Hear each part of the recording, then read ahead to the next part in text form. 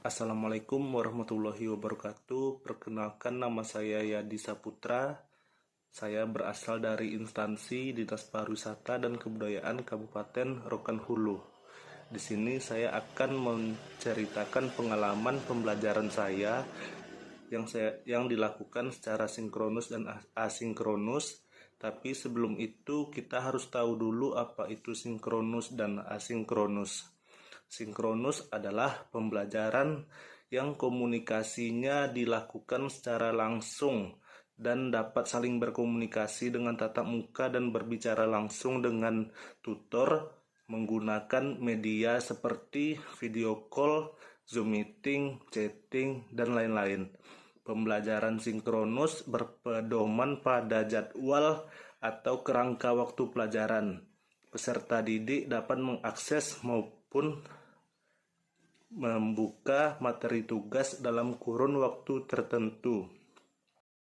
Sedangkan asinkronus adalah pembelajaran yang dilakukan secara daring, tetapi pemateri dan peserta pelatihan tidak dapat saling berkomunikasi secara langsung. Dalam hal ini, peserta pelatihan melakukan belajar secara mandiri dengan tugas dan materi yang bisa diakses sendiri tanpa kehadiran pemateri. Layanan daring ini, tata laksana komunikasinya dilakukan secara fleksibel dengan menggunakan bahan ajar yang berbentuk dokumen, PowerPoint, PDF, dan lain sebagainya.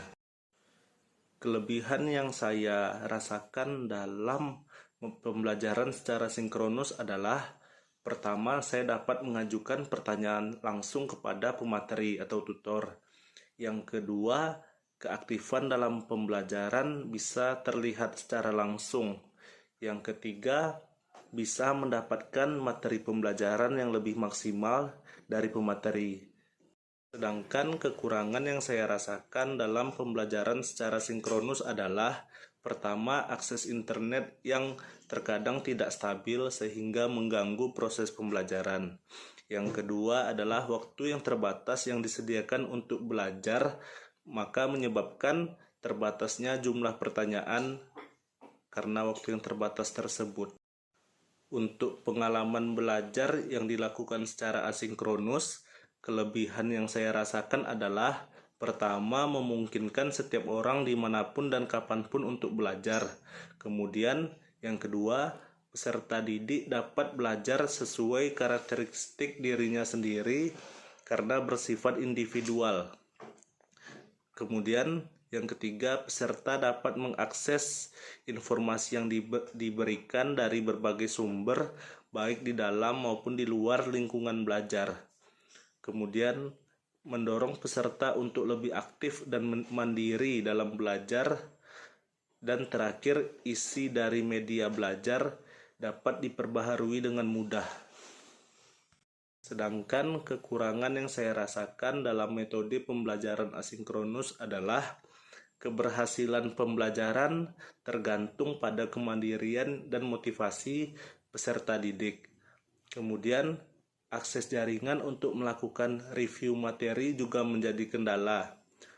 Kemudian, pembelajaran dapat membuat peserta didik merasa bosan dan jenuh. Dan terakhir, akses untuk bertanya dibatasi karena kita tidak langsung bertatap muka dengan pemateri, sehingga jika ada materi yang dirasa kurang paham, harus ditunda terlebih dahulu.